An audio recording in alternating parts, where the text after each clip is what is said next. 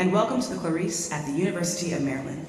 Please take this opportunity to silence your cell phones and anything else that might beep or buzz. Please take notice of the nearest exit from the venue in case of emergency. Thank you. We're glad you're here.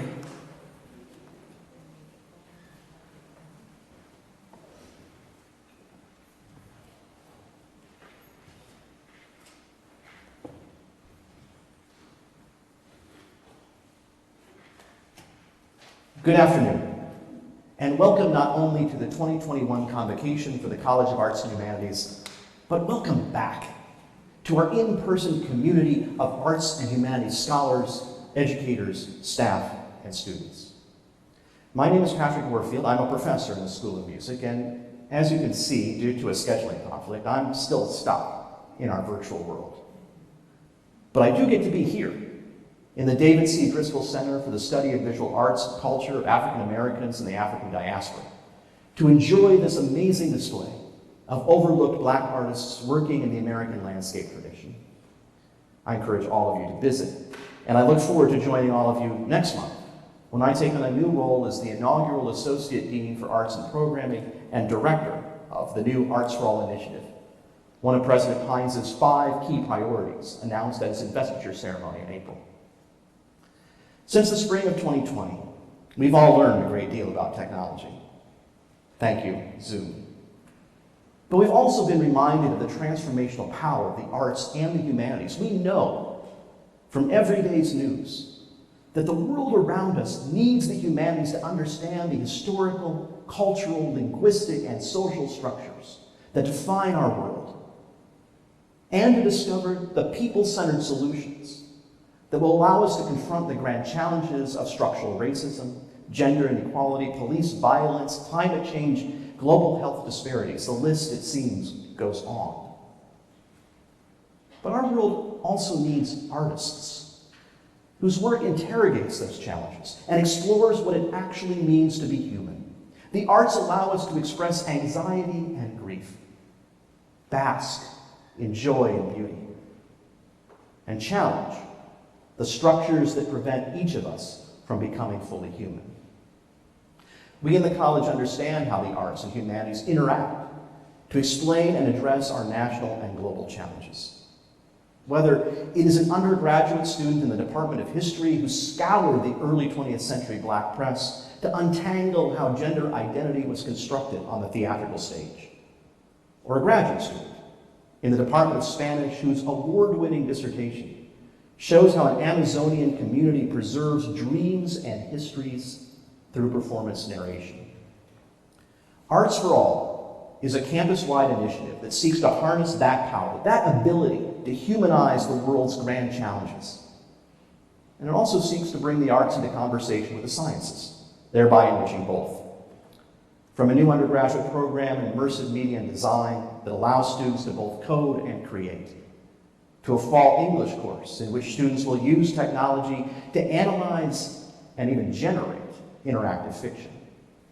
Arts for All fearlessly seeks to use our creativity and build the human connections we so desperately need to make the world more equitable, inclusive, and just.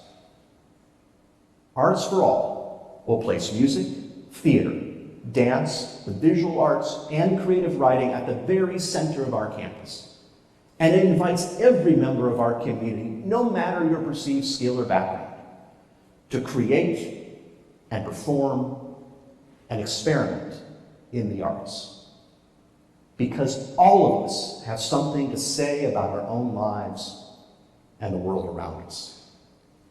Together we will demonstrate how the arts, coupled with the humanities and the sciences, create knowledge, build empathy, and enhance collaboration on our campus, throughout our state, and around the globe. So, I am pleased to welcome each and every one of you to campus. I invite you to participate in and help create Arts for All. And I'll now turn the podium over to my incredible colleague, AUDRAN, who will tell you a bit about what it means to be Terrapin Strong in the College of Arts and Humanities. Thank you.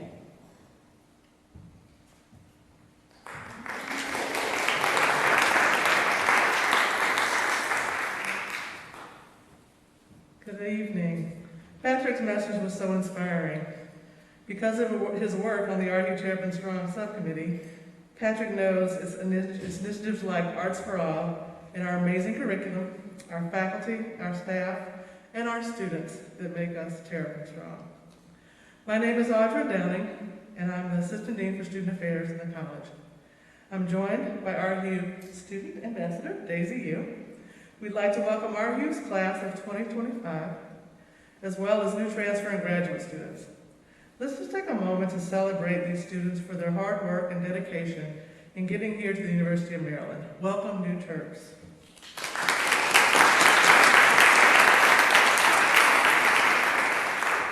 You were admitted because of your great potential, and we hope that you'll take advantage of the many opportunities we have here at the university. As you begin your journey, my advice to you is to leap. Find the courage to live outside of your comfort zone and become comfortable in the uncomfortable. Use your time at UMD to nurture your passions and to discover new ones. For example, as new members of the ARHU community at Maryland, you've been introduced to President Pine's Terrapin Strong Onboarding Initiative. As Dean Bonnie Thornton-Dill highlighted in her new student welcome video, when we think about what it means to be ARHU Terrapin Strong, we'd like to underscore the importance of studying a curriculum that centers the human stories and deep knowledge, experience, and insights of issues related to history, diversity, and systemic racism, and the complex understanding of identity in the U.S. and globally. We believe that it's important to find the courage it takes to use that knowledge to think through the ways we're living today and to actively pursue solutions to the grand challenges of our time. We welcome you to a community that is committed to, as Patrick says, humanizing the grand challenges of our time. Through the lens of our 3 schools, 11 departments, and 31 fields of study, you will be challenged to always think critically about how you experience the world around you. Now Daisy will share insights from the student perspective. Thank you for the introduction, Audran. Hello everyone, and welcome to ARHU Convocation. As an ARHU senior, I hope you realize that your journey in ARHU and UMD is what you want and make out of it. ARHU has provided me with so many opportunities for growth and leadership in the last 3 years that high school me would never dream about doing, such as speaking at Convocation today. I've seen ARHU and UMD through some challenging times over the years, and Terrapin Strong is both a reminder of what we have gone through as a community and a call to action to come together and work through adversity. Especially in this pandemic, it is important to care for, celebrate, and learn as much as we can from one another. Welcome to the college.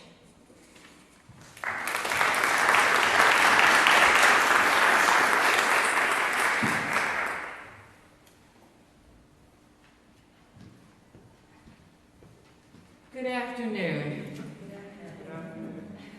And thanks to Patrick, Audran, and Daisy for starting us off. I'm Bonnie Thornton-Dill, Dean of the College of Arts and Humanities. And it's my pleasure to add my welcome to those that have already been extended to all new students, faculty, and staff of the college.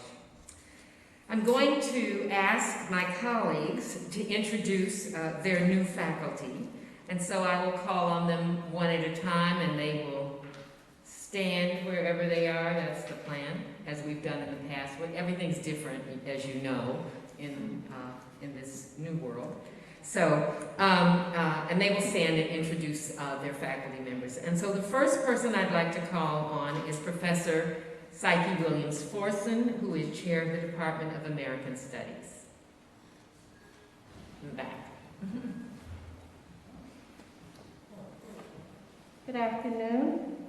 It is my pleasure to introduce Professor Neil Ahuja, who is, you can applaud if you like.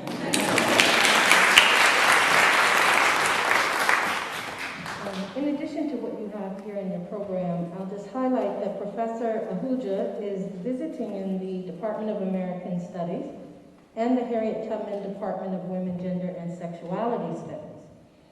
He is a specialist in geopolitical, environmental, and public health context of colonial governance. He is also a specialist in critical race and ethnic studies, feminist science studies, disability studies, and environmental humanities. His research explores the relationship of the body to the geopolitical, environmental, and public health context, as I said, of colonial governance, warfare, and security. He is currently working on 2 projects, one of which speaks to the grand challenges, I'm sure, as he seeks to explore the governance of COVID-19, and another project which analyzes the United States counterterrorism, incarceration, rendition, and interrogation practices. So we encourage you all to come on over. I'm talking now, of course, to students. We encourage you to come over to American Studies and Women, Gender, Sexuality Studies and work with Professor ARHU. Thank you.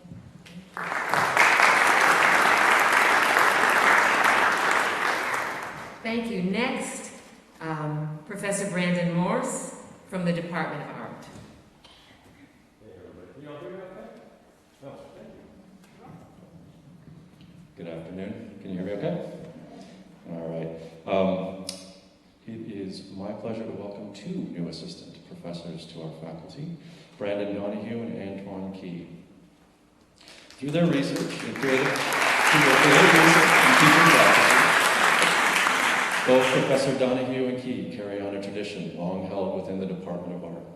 A tradition in which the arts and design serve not merely as fields of formal exploration and experimentation, but rather they serve as means for social engagement and cultural critique.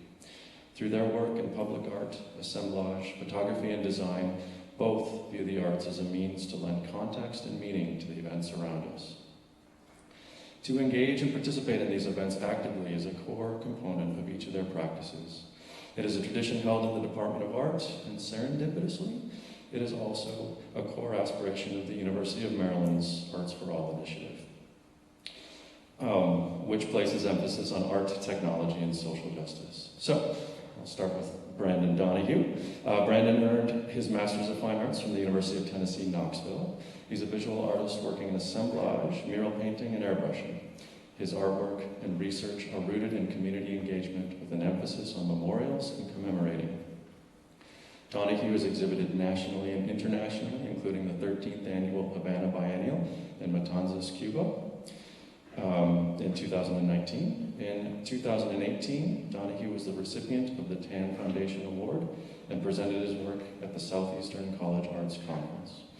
He recently completed an artist residency at the University of Maryland's David C. Driscoll Center, where he collaborated with students to paint a mural commemorating the late artist and distinguished university professor, David Driscoll. So, welcome, Brandon.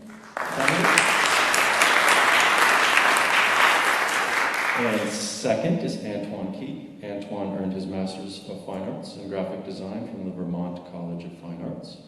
His current area of research interest is in design for social change. He believes that a designer's responsibility is to use their expertise and unique perspective to address critical social problems, and he tries to help the viewer think critically about our country's social, political, and cultural issues through his work. His recent project, Red, White, and Black, a visual introspective of alternative American perspectives, explores African American viewpoints on politics and citizenship by using photography and expressive typography. The project was chosen as one of the 265 winners in the Print 2018 Regional Design Awards. Welcome, Anne.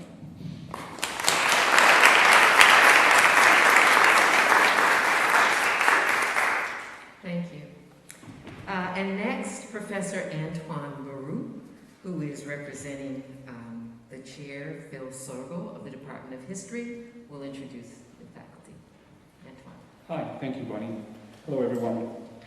The History Department is pleased to welcome 2 new colleagues, Kevin Antonio Aguila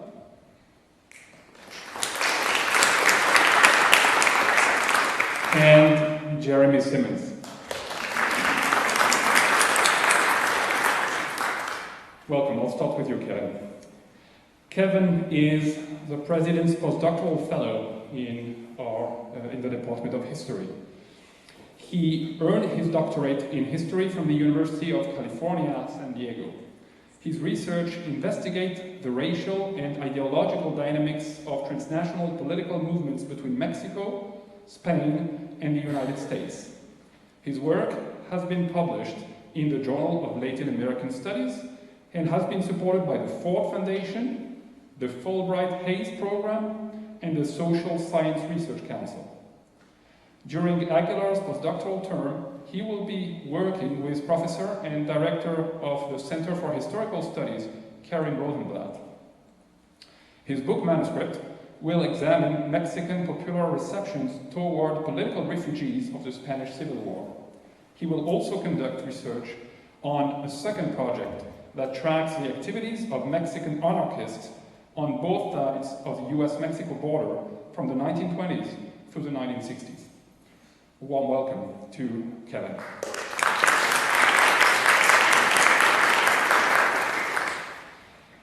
And Jeremy Simmons is our new assistant professor of ancient history. Jeremy earned his doctorate in classical studies from Columbia University. His research focuses broadly on the ancient world, from Iberia to India. His work has been published in the American Journal of Numismatics, Ancient Society, and a number of edited volumes. His current book project focuses on the consumption of goods traded across the Indian Ocean in antiquity, addressing representative Mediterranean and Indian commodities in their new social and cultural contexts. Before joining the University of Maryland's Department of History, Jeremy was a Rome Prize Fellow at the American Academy in Rome and held a postdoctoral fellowship at New York University's Institute for the Study of the Ancient World. A warm welcome for you as well, Jeremy.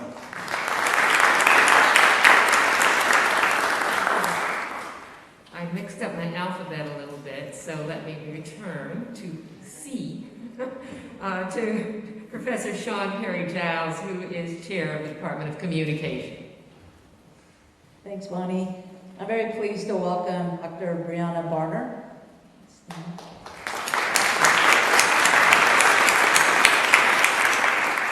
Brianna also is a postdoc fellow with the Department of Communication. So she comes to us from the University of Texas, where she received her PhD in radio, TV, and film, and she also has a concentration in women and gender studies.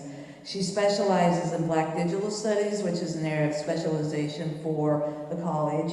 She studies Black podcasts, in particular on marginalized voices, with a focus on the study of women and girls. Her dissertation was entitled "The Last Place They Thought of: Black Podcasts and the Performance of Marginalization," and she intends to rework the dissertation into a book manuscript during her postdoc. She's already published, and she's published in such places as Saving New Sounds, Feminist Approaches to Media and Research. And she's a proud native of Southside Chicago, and she also received her bachelor's degree from Bennett College, which is an HBCU in Greensboro, North Carolina. So we're thrilled to have you here with us. Welcome.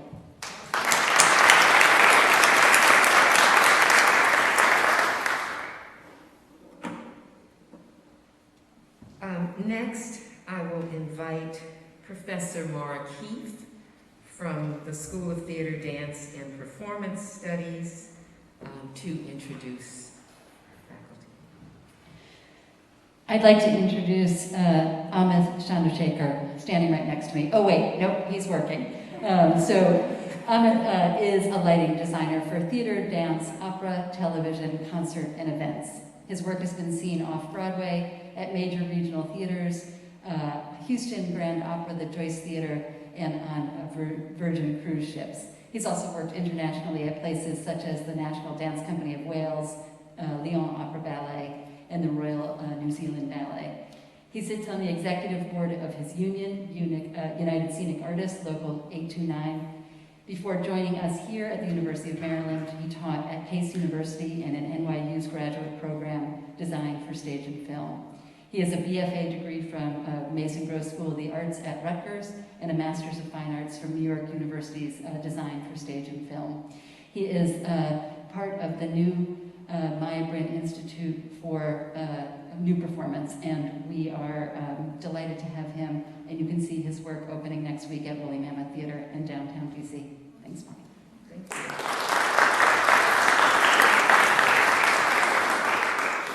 And last but not least, I get to introduce the new chair of the Harriet Tubman Department of Women, Gender, and Sexuality Studies, Neda Atanasowski.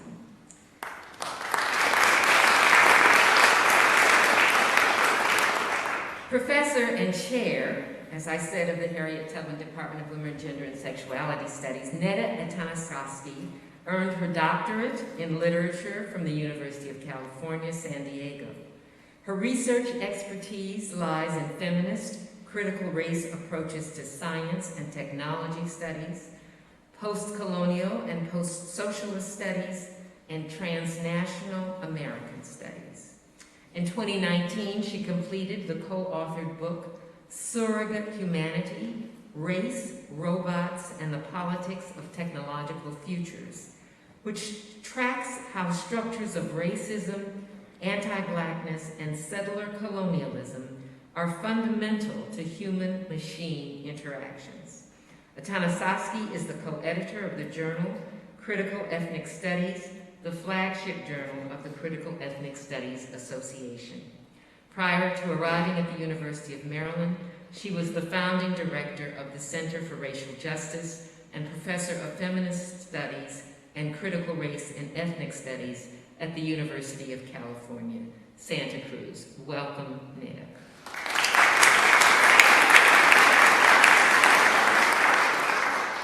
And I'd now like to invite Greg Miller, director of the School of Music, to the stage. Greg?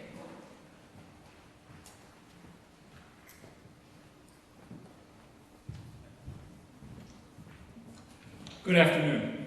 I am very pleased to introduce the THALEA String Quartet.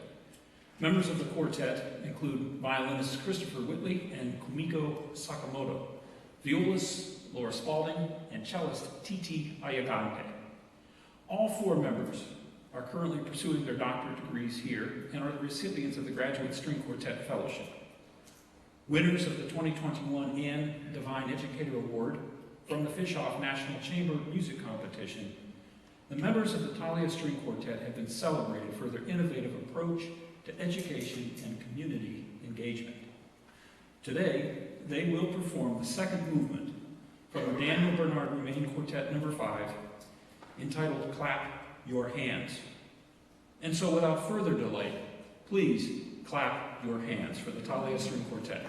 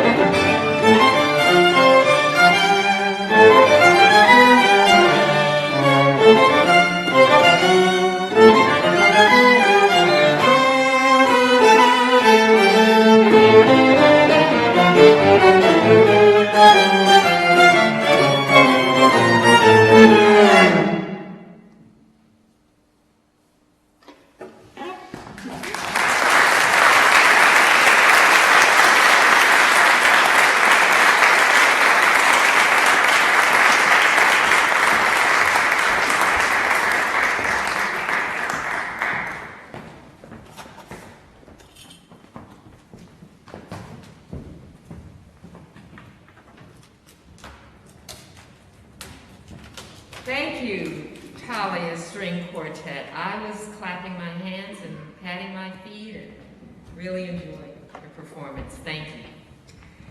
Now, I'm pleased to acknowledge those of our colleagues who've been selected and agreed to take on leadership responsibilities in these wonderful times. They are, and I'll just ask them to stand as I call their names, Eric Adler, the new chair of the Department of Classics.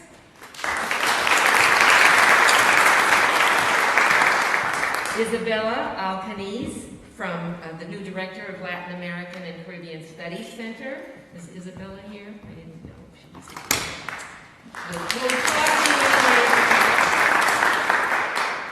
Netta Atanasovsky, who I already introduced to you earlier.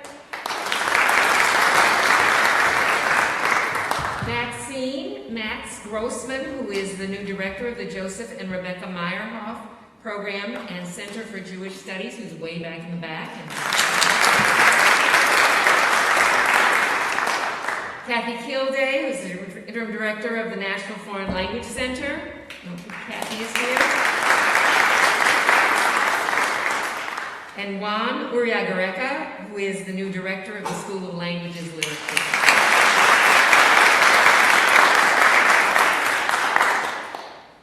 Thank you all.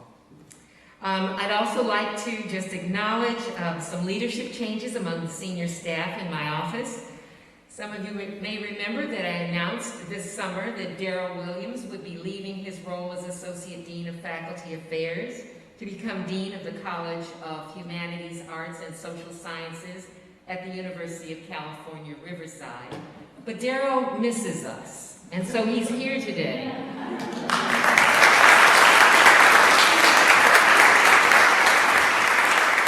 Also, I think because he wanted to see in person some of the people that he met last year when he was interviewing new faculty.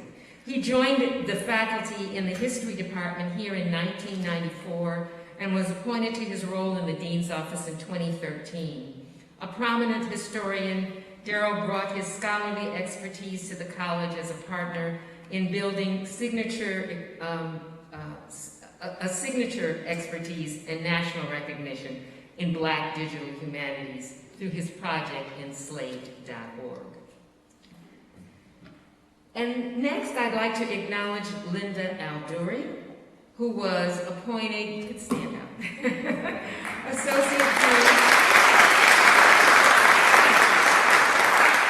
and she was appointed Associate Dean for Faculty Affairs and Research on July 1st. In this expanded role, Linda continues her former responsibilities supporting research and scholarly productivity, and also works to ensure that interests and needs of tenure and professional track faculty are known and addressed. And then, as you heard earlier, Patrick Warfield will serve as the inaugural Associate Dean for Arts and Programming effective October 4th. Finally, Jessica Enoch has been appointed ARHU's Advanced Professor, and she will aid in supporting the recruitment, retention, and professional growth of UMD faculty, especially women and underrepresented minorities. I don't know if Jessica is here. I don't think so. Okay. So you can find all of these announcements on the college website, and I really do thank people for taking on these leadership roles. And so now I will invite Linda ALDOORY, Associate Dean for Faculty Affairs and Research, to the stage.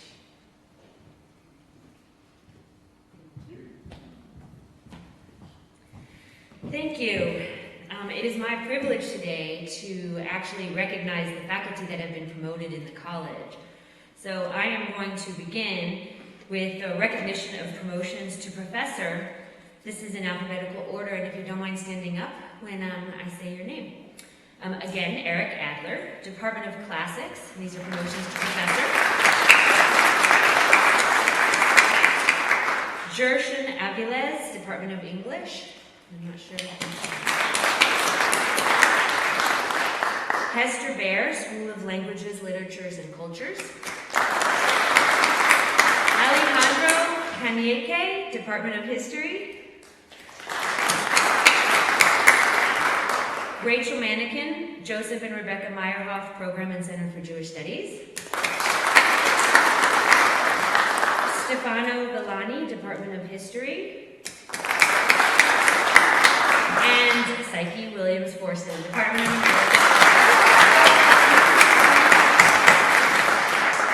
And now we have two folks that I'd like to name who were promoted to Associate Professor with tenure. Stephanie Pritchard, School of Music. And Ting Zhang, Department of History. We'd now like to recognize the PTK promotions that have happened in the college this year. This is in alphabetical order, and these, and I will say their promotion title when I say their names is we have different ones. First one, Amanda Allen, Department of English, Senior Lecturer. Robin Allen Klein, Department of English, Senior Lecturer. Sabrina Barron, Department of History, Principal Lecturer. Alexandra Calloway, Department of English, Senior Lecturer. Nia Crawford, Department of English, Senior Lecturer. Sarah Dameyer, Department of English, Senior Lecturer. Andrew Delfino, Department of English, Senior Lecturer.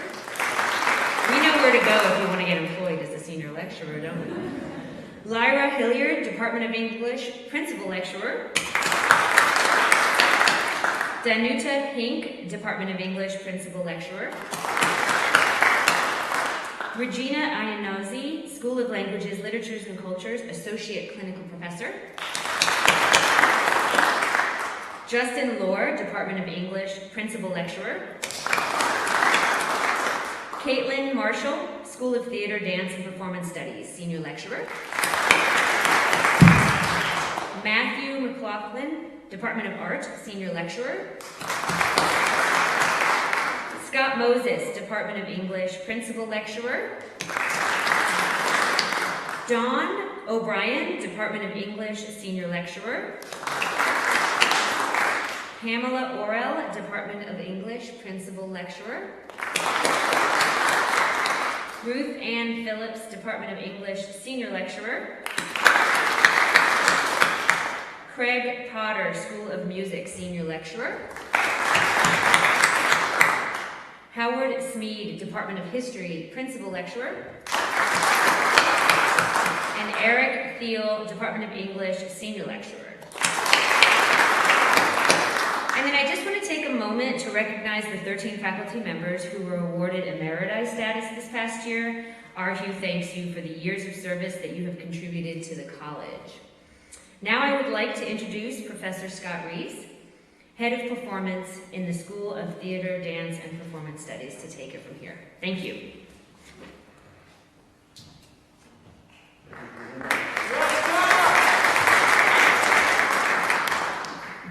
Well, goodbye, everybody.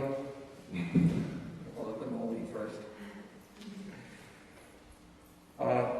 Today I was asked to provide a selection from Little Women that will kick off our season for TDPS. We'll be honoring, celebrating, and remembering Carmen Balthrop by dedicating our production to her memory. Like Beth March, she had a charitable heart that impacted the lives of all she touched. And like Jo March, who resolved to live her life with more consideration and care for others, we hope others will follow Carmen's example and do the same. Carmen was one of my first friends in the arts here at UMD. She was a woman of grace and courage, with a stubborn streak that showed up when she set her mind to something, like making her students march over to the theater department and make sure they enrolled in acting classes if they were serious about a career in opera. And because of this, I got to work with some of the best undergraduate students in the music department that have gone on to brilliant careers on the stage. And I was reacquainted with many of those students at her funeral last Friday. Carmen was instrumental in getting our acting and dance students up to professional performance for all of our shows. She'd come to every musical that I directed and worked privately with any students that needed help for no charge. She was generous beyond the time. She was truly one of my best friends, and I'm humbled by the challenge of describing the fullness of her beauty and caring here today. I don't know how she did it, but Carmen always found the perfect balance between work and home. And her home included all of the strays that she brought into her fold. Carmen had a magical way of bringing joy every time she walked into the room. No one who met her could forget her smile. I'll never forget the advice and lessons that she taught me and her students and her colleagues. Her wisdom will forever guide the decisions I make through the rest of my life. Carmen was supposed to play the part of Marnie, the mother, for us in our production of Little Women, and the sadness that she won't be able to be with us is overwhelming. Before our I introduce our selection from Little Women, I thought I'd read part of the lyrics of the song that Carmen would be singing as Marmy. The song is called Days of Plenty, and Marmy sings this to Joe when Beth passes. I refuse to feel tragic. I'm aching for more than pain and grief. There's got to be meaning, most of all when life has been so brief. I have got to learn something. How can I give her any less? You can't let this defeat you. I won't let this defeat you. You must fight to keep her here within you. So believe that she matters. Believe she will always be there. She will always be with you. She'll be part of the days that are yet to feel. She will live in your bounty. She will live as you carry on your life. So carry on, full of hope. She'll be there for all your days of plenty. And now, I'd like to introduce you to LEILANI CLENDENIN, a double major in theater and music who was a student of Carmen's. Additionally, LEILANI's high school teacher was a student of Carmen's, and Carmen went to her high school to recruit her for UMD, where she came here and became a full ride scholarship student. So now with Jawa Yan at the piano, LEILANI will perform Astonishing from our production of Little Women that will open at the end of October.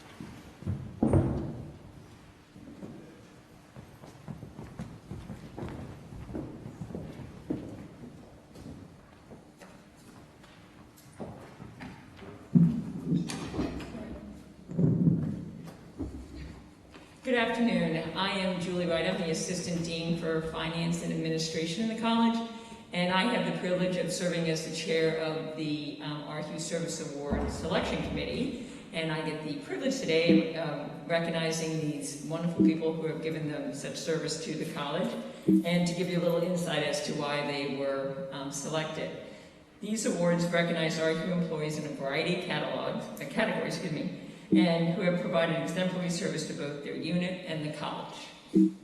So the first award goes to the Undergraduate Student Award, and it's Genevieve Mendon. A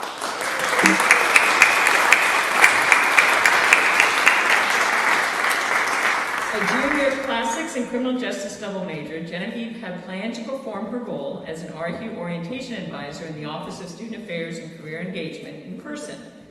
But after the pandemic hit, she stuck to her commitment and approached the task of remotely connecting with new ARHU students with enthusiasm and creativity.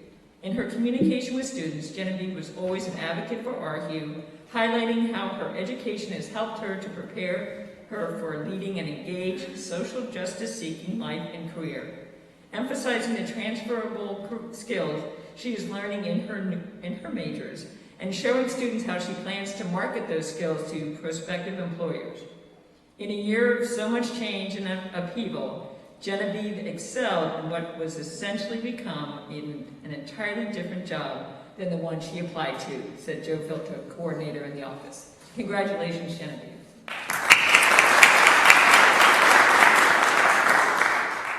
The Graduate Student Service Award goes to Sarah Ludwig. She can't be with us today, but my understanding is she is streaming, so Sarah, this is for you. As the undergraduate advisor in the Department of History, Sarah worked on a number of initiatives to improve advising procedures. She created new marketing materials, revised the orientation program, designed and implemented an exit survey for graduates, and worked to support a range of community building activities. During the pandemic, Sarah was critical in making sure that students continued to stay engaged and made progress toward their degree. She also devoted countless hours to helping students navigate the uncertain new environment, listening to their concerns, trying to find solutions, and compiling lists. Always welcoming with students, but also calm and composed, Sarah was able to reassure the most anxious undergraduates, said Associate Professor of History and Director of Undergraduate Studies, Antoine Baroud, who added that he had never seen a graduate student playing such a major role in undergraduate advising. So congratulations, Sarah.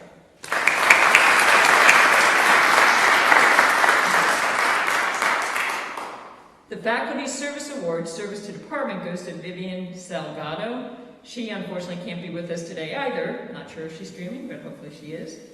For more than 16 years, Vivian shaped the unique curriculum of the Jimenez Porter Writers House.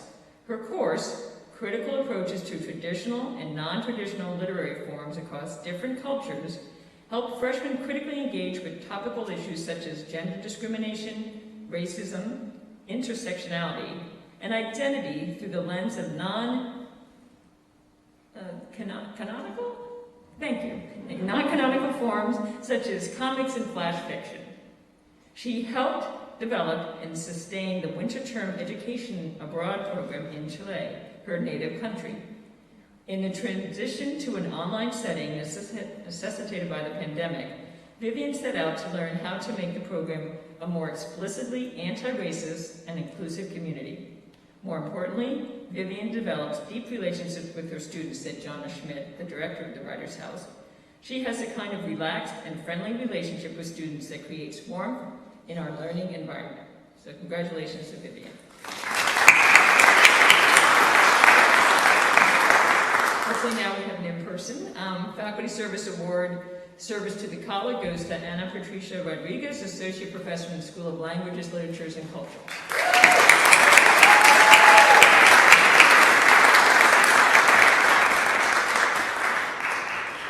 Nominated by 9 of her students for her outstanding contribution to the field of Central American Studies at UMD and transnationally, her commitment to mentoring graduate students, and her dedication to service, Ana Patricia is a core faculty member in the school and an affiliate faculty member of the Harriet Tubman, the Department of Women, Gender, and Sexuality Studies, and the Latin American and Caribbean Studies Center.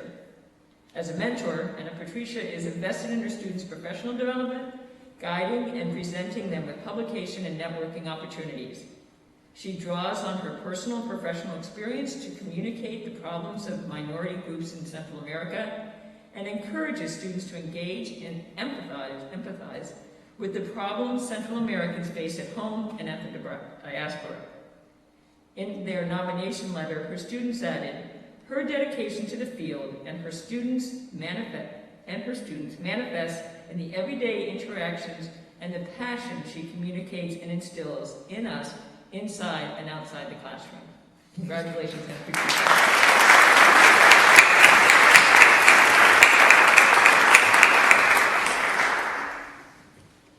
The Staff Service Award Service to Department goes to Jen Schwartz, the production manager in the School of Theater, Dance, and Performance Studies.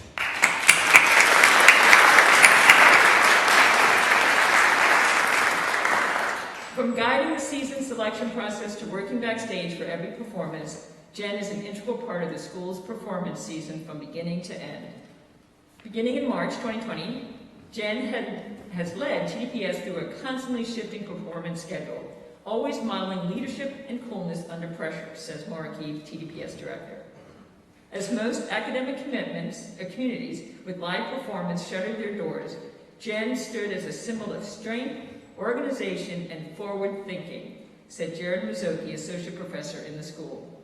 For instance, when The Revolutionists became a virtual production with newly invented individual lighting equipment for each actor at home or in a dorm room, Jen drove across the stage, dropping off the technology.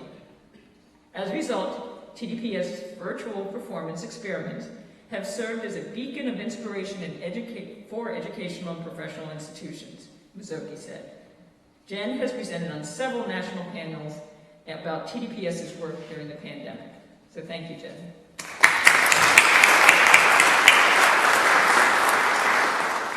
And the last award, Staff Service to the College, goes to Kelly Flanagan, Assistant Director for Sponsored Research in the Dean's Office.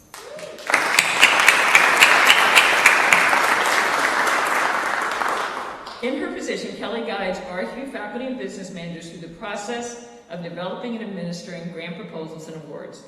Last year, she was critical in filling the gaps left by open business manager positions due to the pandemic and the campus hiring freeze. Meanwhile, she led the staff council and college staff more broadly in navigating unprecedented times. With other council members, she ensured that staff members had an essential voice in college-wide decision-making and had access to events and information that contributed to work-life balance, professional development, and morale. For instance, she planned a staff forum with Vice President of Student Affairs and the Director of the University Health Center to discuss COVID-19, return to work, and the continued health and safety of ARHU staff members. Kelly has continued to find a way for staff to voice concerns and issues in a positive and accessible manner, said Paige Cook, formerly a guest experience coordinator at the Clarice. And on a personal note, Kelly has been in the Dean's Office for the last 3.5 years, so I'm really excited to have her efforts and her work and dedication to the college recognized today. So congratulations, Kelly. And congratulations to all our this year's award winners. And so now I turn back over to Bonnie. I have to get my notes.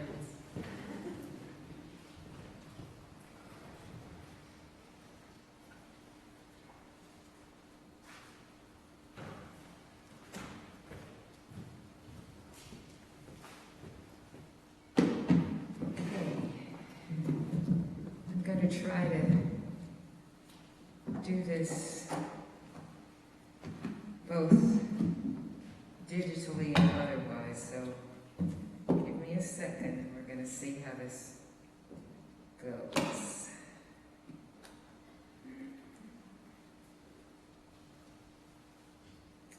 Also, in keeping with the college mandate, the campus requirements, I am permitted to take my mask off, and I'm going to do that since I am far enough distant from you, so that since I'll be talking for a few minutes, You can hear me.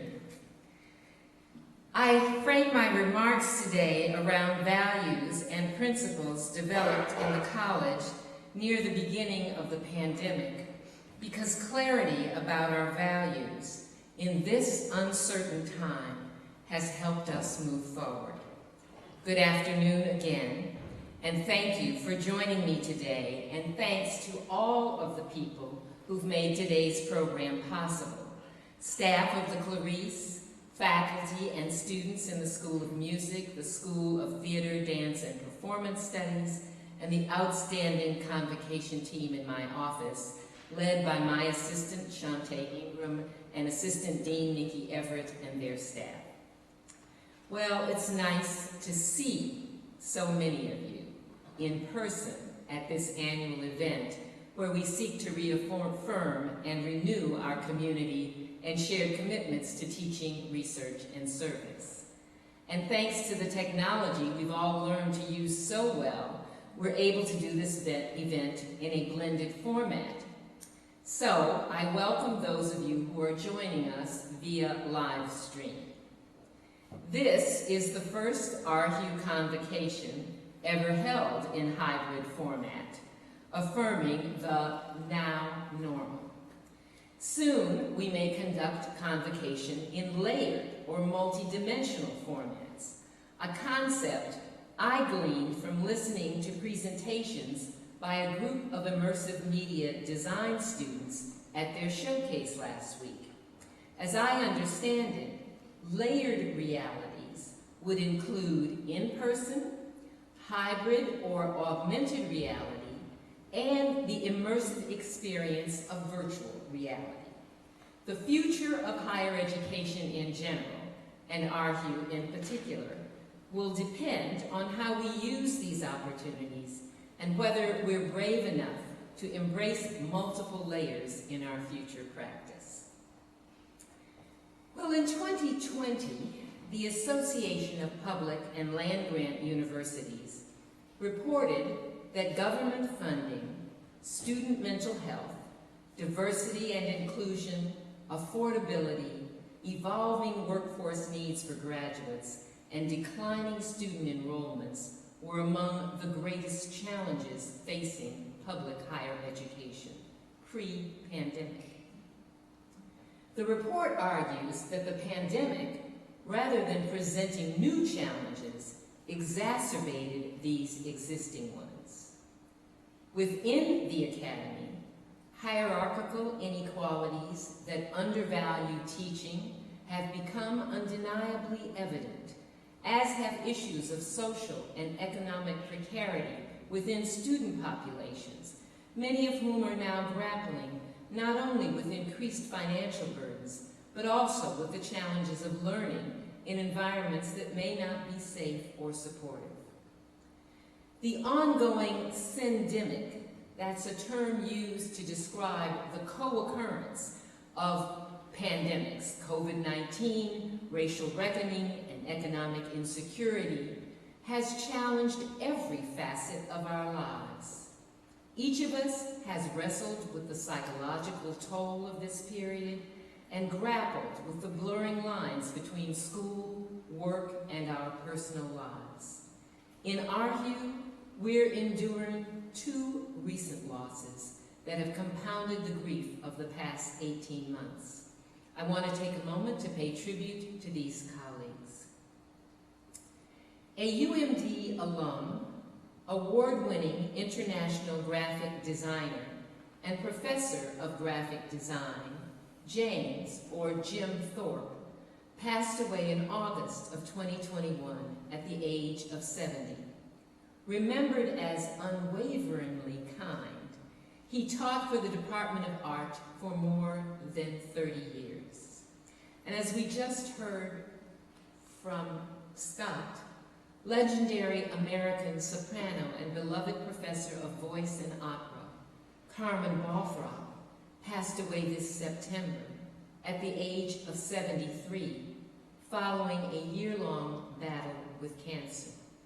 Another UMD alum, she taught for the School of Music for 35 years. With gratitude for their dedication and service, we are better because they chose to return to UMD, their alma mater, to share their talents and passions with all of us. So, here we stand, fall semester 2021, deep within the portal that is the pandemic, an inflection point. Darkness receding slowly, dust, fog clearing slightly, walking cautiously. Yet we, faculty and staff, must continue moving forward. We are called to prepare our students to make meaningful lives and a good living in the unknown and still distant post-pandemic future. How we work together to answer this calling, to give birth to a transformed higher education, to become a beacon for the future rather than fossils of the past. We begin by building on our foundational values and principles. Clarity about our values in this unsettling time has helped us move forward reflectively while accomplishing our strategic goals. Facing serious budget cuts last year, the college's leadership and members of advisory committees worked together to articulate a set of interconnected values to guide us in a strategic approach to resource allocation. These 5 values informed our practice. The first is to deliver our academic mission. Our commitment to value the academic mission supports the first goal in the college's strategic plan, and it begins with students. A recent Politico article suggests that students at this point in the syndemic have become even more focused on the return on investment they're getting for their degrees.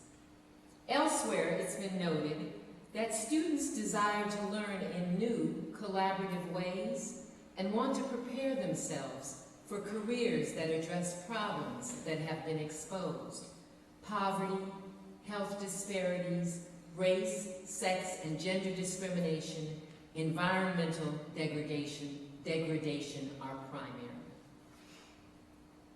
ARHU's Be World Wise, Get World Ready initiative was designed to integrate career development into our creative and reflective educational goals so that our students' academic journeys are intentional.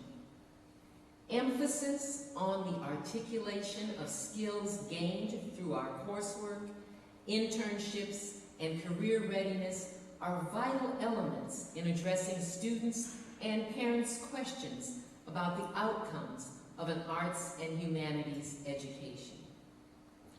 New academic programs in which students can combine their passions and talents with their pre-professional aspirations have made the new philosophy, politics, and economics major and the humanities, health, and medicine minor areas of considerable growth. We're challenging ourselves to rethink our humanities PhDs to help bridge the gap between doctoral education and the realm of career possibilities. And we're preparing both graduates and undergraduates to launch careers in emerging media formats, such as webcasts, immersive design technology, and virtual reality performance, a focus of our new Arts for All initiative. Commitment to the academic mission supports the strategic goal of building and supporting a world-class faculty.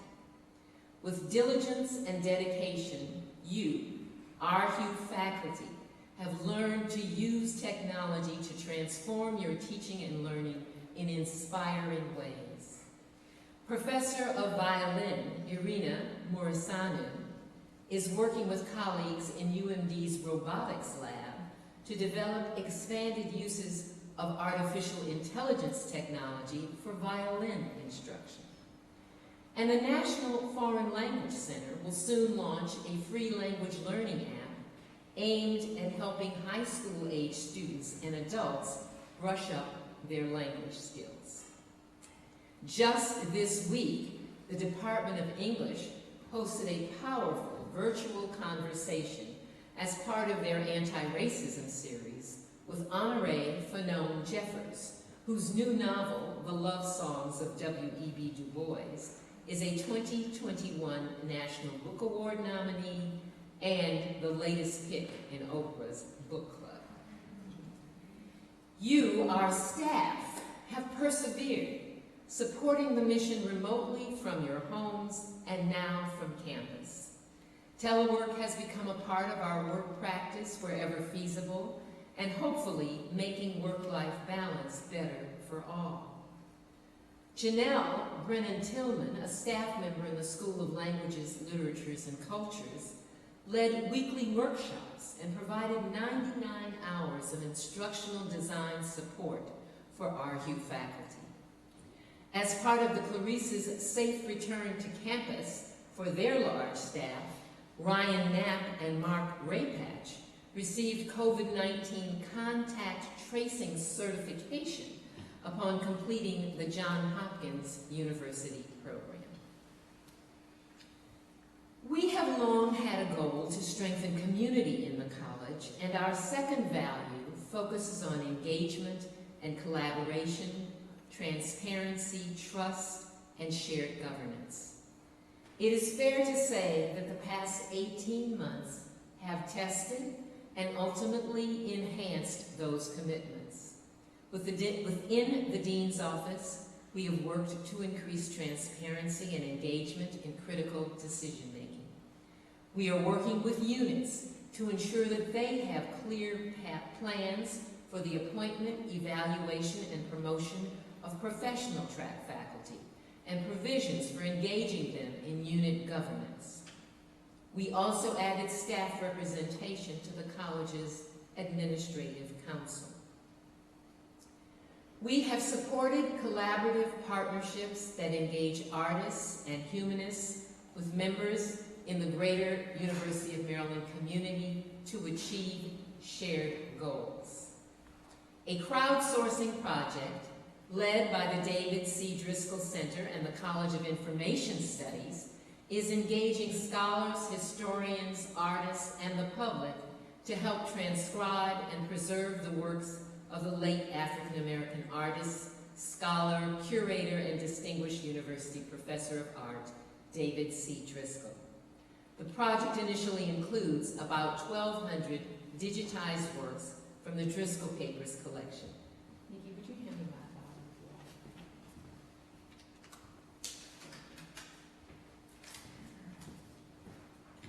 bottle? I need a sip of water. Throughout this period of change, keeping the needs and vulnerabilities of people in the forefront has been paramount. The third value, people matter, seeks to balance efficiency with humanity in financial management, reducing harm to the most vulnerable.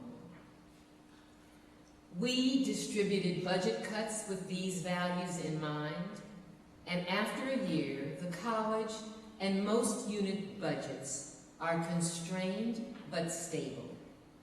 We successfully weathered these reductions because we were able to save money due to the hiring freeze and travel restrictions. And in the end, the campus did not impose any additional cuts. We're hiring again this year, and we're hopeful that sources of entrepreneurial income will grow. Surprisingly, in the midst of the pandemic, donors and supporters of specific college initiatives gave generously, and we had our most successful philanthropic year ever, raising over $17.5 million in the fiscal year that ended June 30th, 2021. And as of this week, we have exceeded our Fearless Ideas campaign goal, raising a total of just under $79.5 million.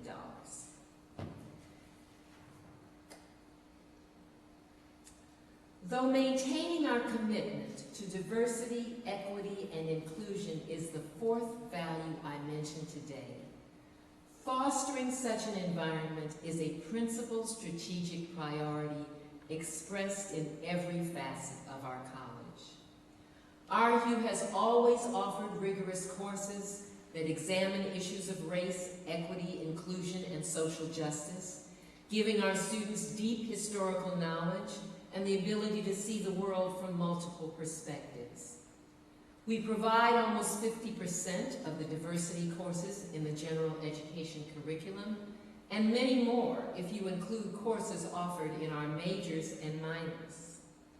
We've actively recruited and successfully hired more than 24 underrepresented minority faculty members with broad expertise, visionary ideas, and readiness to transform discourse into action. The breadth of faculty expertise is revealed in numerous ways, including the college's colloquium series on race, equity, and social justice, which will continue this year with a focus on the impacts of systemic racism on Asian, Jewish, Black, LGBTQ+, Arab, and Muslim populations in the United States. In addition, our nationally acclaimed leadership at the intersection of digital humanities and Black and cultural studies continues to grow with recent awards. Assistant Professor of Communication, Catherine Knight Steele, is a co-recipient of a $4.8 million Mellon grant to fund the Digital Inquiry, Speculation, Collaboration, and Optimism Network, DISCO, and Assistant Professor of Persian Literature and Digital Humanities, Matthew T. Miller, received grants from both the National Endowment for the Humanities and the Mellon Foundation to support the continued development of optical character recognition tools for Arabic scripts. And there's still more to be done. So we're recruiting a Chief Diversity, Equity, and Inclusion Officer for the college who will work collaboratively to advance this agenda and develop new goals for the future. And speaking of the future, the fifth and final value is to prepare for the future by making decisions that facilitate the leadership, resilience, and excellence of the variety of methodologies, legacies, and insights of the arts and humanities. As Patrick pointed out in his welcoming remarks, and others have written, the world needs the arts and humanities now more than ever. It needs our knowledge and perspectives to unleash the transformative power of the imagination for the public good. This is why telling our stories and making our accomplishments and their impact visible, another of our strategic goals, is so important. Our web transformation project is a week away from completion. Not only have we revamped the college website, we've redeveloped websites for every academic unit. Comprehensive reporting about faculty accomplishments illustrates the impact of the arts and humanities and appears in campus publications and in local and national news outlets with regularity. These accomplishments, combined with student demand, has raised campus-wide visibility for the college and helped garner presidential support for Arts for All, an initiative that will lead us into a future where arts plus tech plus social justice become central to the University of Maryland. In conclusion, we stand at an inflection point of transformative change in higher education. We have demonstrated to ourselves and to others that we can be creative, resilient, and resourceful through some of the darkest days. Those lessons will surely carry the college through the changes before us, anticipated and unanticipated. Among the anticipated changes will be a new dean. At the end of this, my 11th year serving in this position, I will step aside. The provost will soon announce a national search, and I have no doubt that the stellar reputation of ARHU and the University of Maryland will attract outstanding candidates, eager to use the foundation we've built together to take the college to even greater heights in its post-pandemic future.